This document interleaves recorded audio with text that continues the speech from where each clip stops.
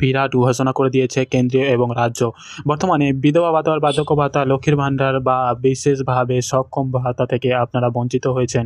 একাধিক মানুষ বর্তমানে টাকা পাচ্ছেন না। একাধিক মানুষের ব্যাংক অ্যাকাউন্টে বিগত কয়েক মাস, কয়েক বছর ধরে টাকা আসছে না। এবার সেই সাপেক্ষে সরাসরি ঘোষণা হয়ে গেল আরও 1 লক্ষ উপভোক্তাকে সরাসরি বঞ্চিত করা হচ্ছে এই সমস্ত প্রকল্প থেকে। বর্তমানে কাদের কাদের বঞ্চিত করা হচ্ছে সেই সম্পর্কে বলে দেওয়া হয়েছে। নতুন পুরনো কারা টাকা পাবেন, কারা টাকা পাবেন না সেই সম্পর্কেও বিস্তারিতভাবে জানানো হয়েছে কেন্দ্রীয় এবং রাজ্য সরকারের তরফ থেকে। বর্তমানে যে ভাতা প্রদান করা হয় সেই ভাতা উভয় পক্ষের তরফ থেকে দেওয়া হয়, অর্থাৎ কেন্দ্রীয় এবং রাজ্য উভয় মিলে আপনাদের ব্যাংক অ্যাকাউন্টে টাকা পাঠায়। কে কত শতাংশ টাকা পাঠায় সে বিষয়ে জানানো হয়েছে, কিন্তু তার সত্ত্বেও আপনারা কবে টাকা পাবেন, আপনাদের টাকা কবে ব্যাংক অ্যাকাউন্টে আসবে সেই নিয়ে আপনারা চিন্তিত।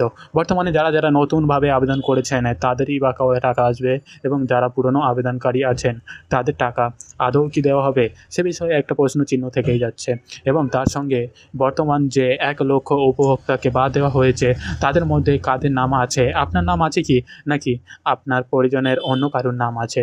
এবং সেখানেই বলা হচ্ছে, কারণ এবার বাংলার 1 লক্ষ প্রবীণ নাগরিকদের বার্ধক্য ভাতা বন্ধ করে দিল কেন্দ্রীয় সরকার বলে অভিযোগ করল রাজ্য সরকার। অথচ এখানে নির্দিষ্ট কোটা মেনেই কেন্দ্র অর্থ সাহায্য করা হয়। এখন প্রায় 1 লক্ষ উপভোক্তাকে বার্ধক্য ভাতা থেকে বাদ দেওয়া হয়েছে বলে খবর উঠে এসেছে। যদিও এই বাদের কারণ ব্যাখ্যা করেনি, কিন্তু বলে দাবি করেছে রাজ্য সরকার প্রশাসন। এই খবর চাউরাতেই চোখরোল পড়ে গেছে, কারণ একদিকে ব্যাংকের সুদ কমছে, অন্যদিকে রাজ্যের নানা প্রকল্পও বন্ধ হচ্ছে। তার মধ্যে এবার পড়ল বার্ধক্য ভাতাতেও। বিষয়টি ঠিক কি ঘটেছে? নবান্ন সূত্রের খবর, পঞ্চায়েত দপ্তরের মাধ্যমে যারা বার্ধক্য ভাতা, বিধবা ভাতা এবং বিশেষভাবে সক্ষম ভাতা পেয়ে থাকেন সেই টাকার একটা অংশ দেয় কেন্দ্রীয় সরকার। ন্যাশনাল সোশ্যাল অ্যাসিস্ট্যান্স প্রোগ্রামের অধীনে রাজ্যগুলিকে এই টাকা দিয়ে থাকে কেন্দ্রীয় সরকার। বাংলায় 1000 টাকার মধ্যে রাজ্য সরকার দেয় 700 টাকা, কেন্দ্রীয় সরকার দেয় 300 টাকা।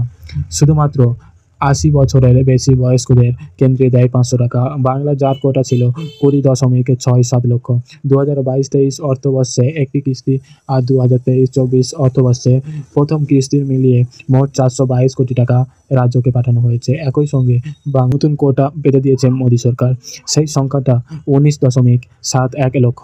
সুতরাং এক কোপে বাংলার 1 লক্ষ প্রবীণ নাগরিকদের বার্ধক্য ভাতা বন্ধ করে দিল কেন্দ্রীয় সরকার। আরও জানা যাচ্ছে, মমতা বন্দ্যোপাধ্যায় সরকারই ইতিমধ্যে বার্ধক্য ভাতা, বিধবা ভাতা দেওয়ার উপর জোর দিয়েছে।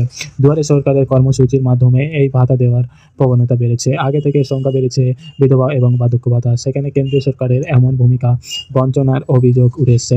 জয় বাংলা প্রকল্পের মাধ্যমে বহু মানুষকে প্রায় 1000 টাকা দিয়ে থাকে মুখ্যমন্ত্রী মমতা বন্দ্যোপাধ্যায়। এছাড়া নানা সামাজিক প্রকল্প তৈরি হয়েছে।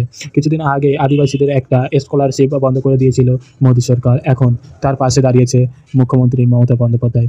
সেখানে যা চালু হয়েছে মেধাশ্রী প্রকল্প। কিন্তু এখন প্রশ্ন হচ্ছে, যে সমস্ত মানুষের টাকা বন্ধ করে দেওয়া হচ্ছে তাদের নাম কোথায় রাখা যাবে, তাদের ব্যাংক অ্যাকাউন্টে সম্পূর্ণভাবে কি বন্ধ করে দেওয়া হয়েছে সে বিষয়ে কিন্তু কেন্দ্রীয় সরকারের তরফ থেকে কোনো ঘোষণা করে দেওয়া হয়নি।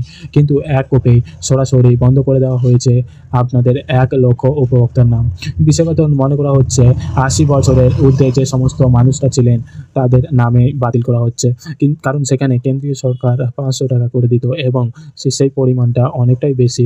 তাই বর্তমানে মনে করা হচ্ছে 80 বছরের ঊর্ধ্বে যে সমস্ত বয়স্ক ব্যক্তিরা আছে তাদেরই নাম বাদ দিয়েছে, কিন্তু এই খবরের সত্যতা কিন্তু এখনও যাচাই করা হয়নি। তাই বর্তমানে যারা পাচ্ছেন না তারা সরাসরি সমস্যা সমাধান ক্যাম্প বা জনসংযোগ ক্যাম্পে গিয়ে নিজেদের নাম নথিভুক্ত করুন বা যোগাযোগ করুন, সেখানেই কিন্তু আপনারা সুরাহা পাবেন।